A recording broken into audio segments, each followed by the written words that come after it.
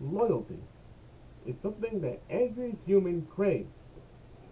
Whether it's loyalty from your family, your friends, your significant other, your job that could fire you.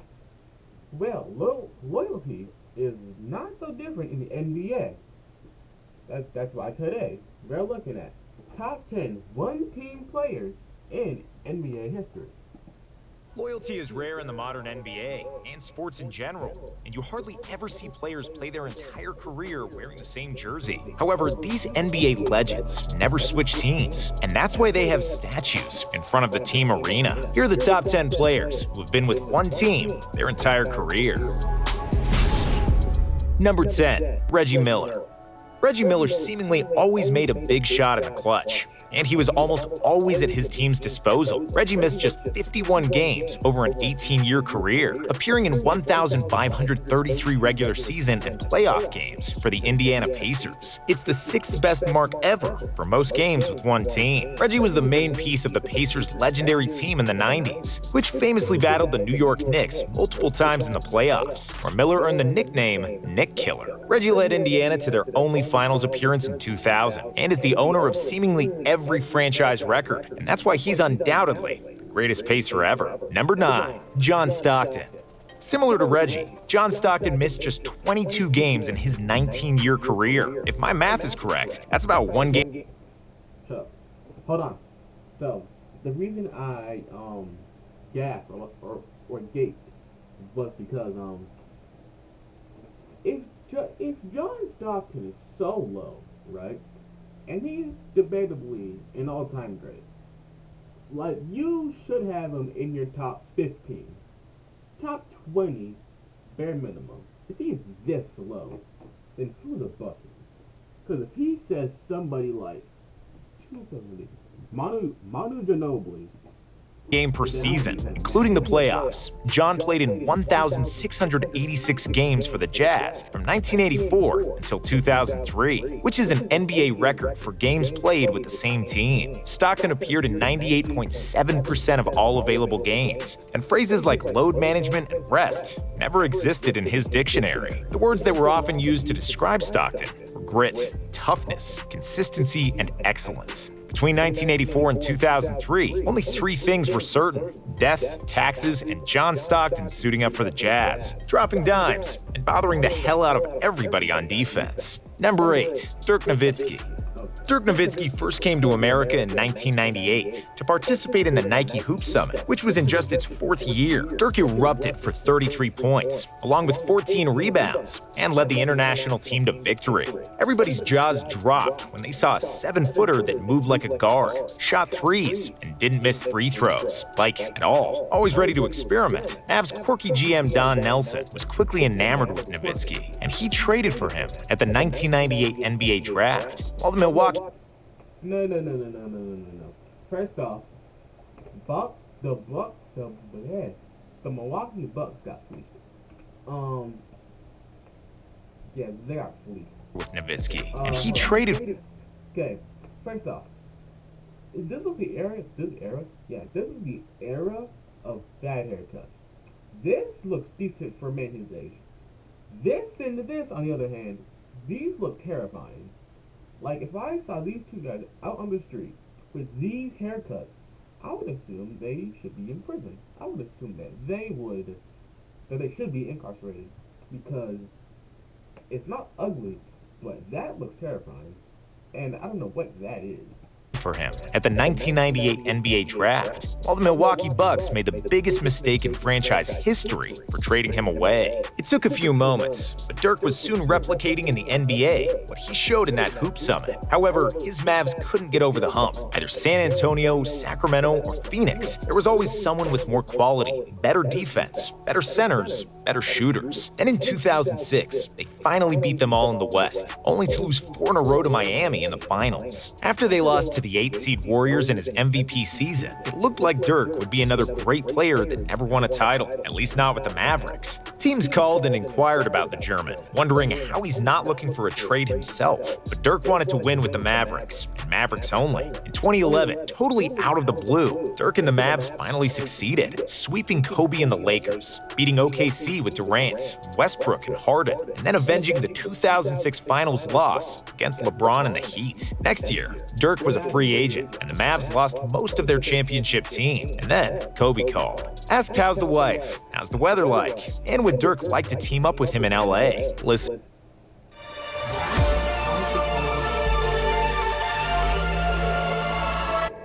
Listen, I'm sorry. You know how it is. Dallas is my city and my home, and it would feel super weird to put a different uniform on, Dirk said, staying loyal to the Mavs to a fault. In 2014, the Lakers actually offered him a $92 million deal, and yet he decided to sign a 3-year, $25 million contract to go back to Dallas, even though the team was getting uncompetitive, and he never won another playoff series after 2011. Dirk remained a Maverick until the end. Nowitzki is the only player ever to play for a single NBA franchise for 21 seasons, a record that will hardly ever be broken. Number 7. Isaiah Thomas. Bad Boys for Life is the phrase popularized by the Will Smith and Martin Lawrence movie, and also P. Diddy in the 2001 song of the same name. However, Bad Boys for Life is maybe best suited for Isaiah Thomas, the best player of the 1980s Detroit Pistons, who were nicknamed Bad Boys for their rough and unapologetic style of basketball. Isaiah played 1,090 games for Detroit between 19...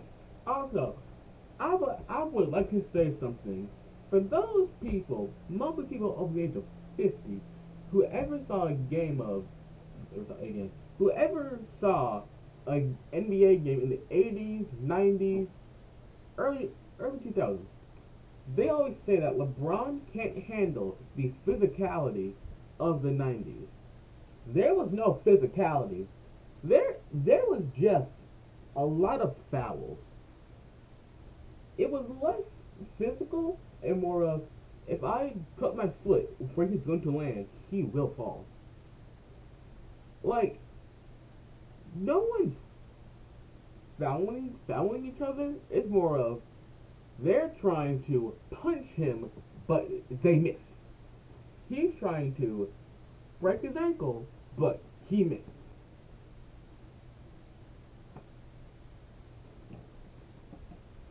1982 and 1994. He was the leader and the best player on the team that won the first 2 championships in franchise history. Thomas made most All-Star appearances for Detroit and is at the top of nearly all Pistons leaderboards, along with Joe Dumars, who also spent his entire career as a Piston. And last but not least, Isaiah is still... That's not a foul. That is an attempt of Mars, who also spent his entire career... Okay, Michael could have A, fallen, or B, Isaiah Thomas grabbed him and threw him. That's not a foul. That is an attempt on that man's life.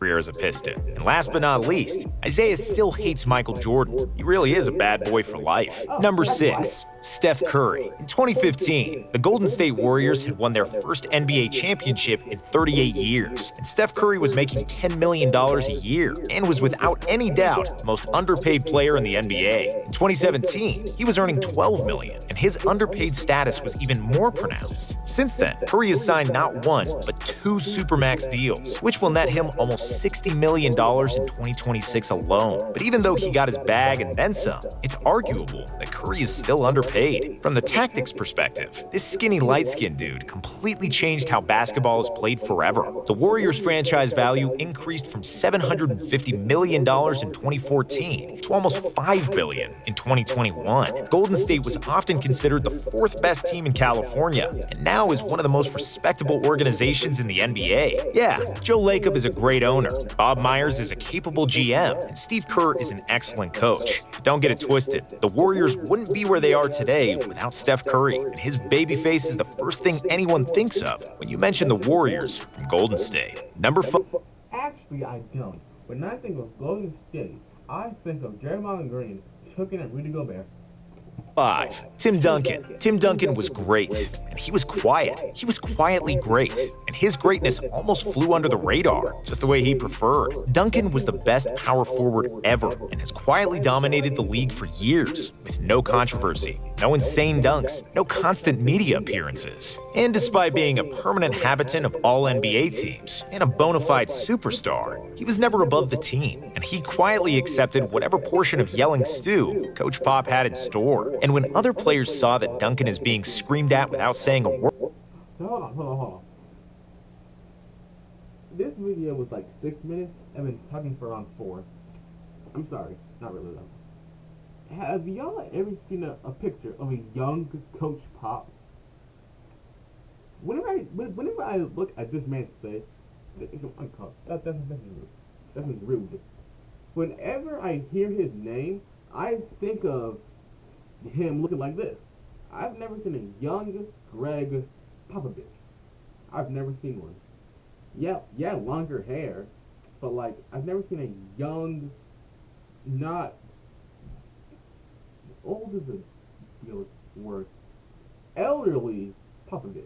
I've never seen a picture of a young Greg.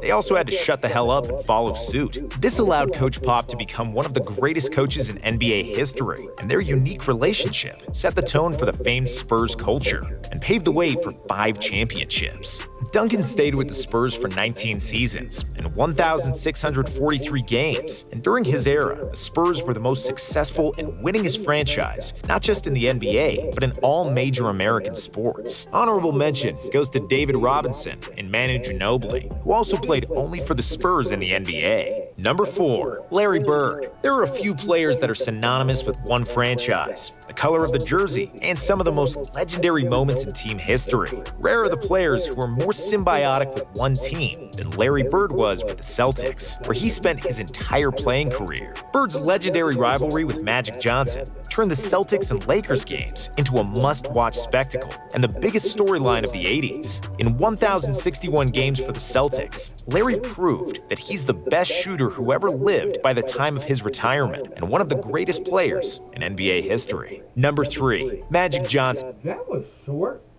You had a whole segment about Tim Duncan, but just that? I'll do it for you. If Larry and Magic, right? They're rivals.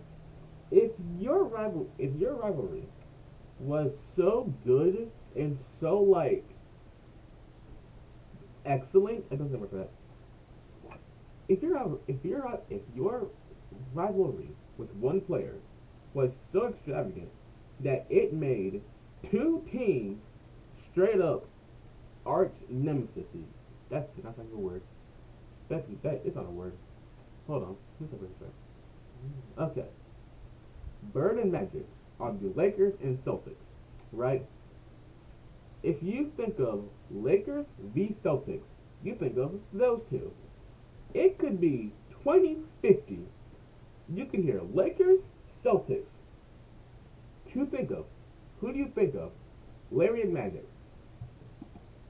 His smile was so infectious, it could light up an entire arena. His leadership was clear from the start, and his intelligence and mild-mannered charisma were oozing every time he spoke. All those attributes went along perfectly with the on-court output, dazzling passes that nobody saw coming, fast pace, and a well-rounded scoring game. Yes, Magic was a superstar from the moment he got to the league, and when the NBA was struggling and was desperate for a superstar to come along. Kareem Abdul-Jabbar was the best player in the NBA in the 70s, but he couldn't win a title with the Lakers until Irvin Johnson's arrival in 1979. Johnson won the Finals MVP in his rookie season and would win 5 titles in the 80s, along with numerous individual accolades. Magic had put the show in the Showtime Lakers, where he had spent his entire career and was a key figure in revitalizing the franchise and the NBA itself. For long, he was the undisputed greatest Laker in history until one 18-year-old brash skinny kid rolled into town. And no, we're not talking about the Fresh Prince. Number 2, Bill Russell.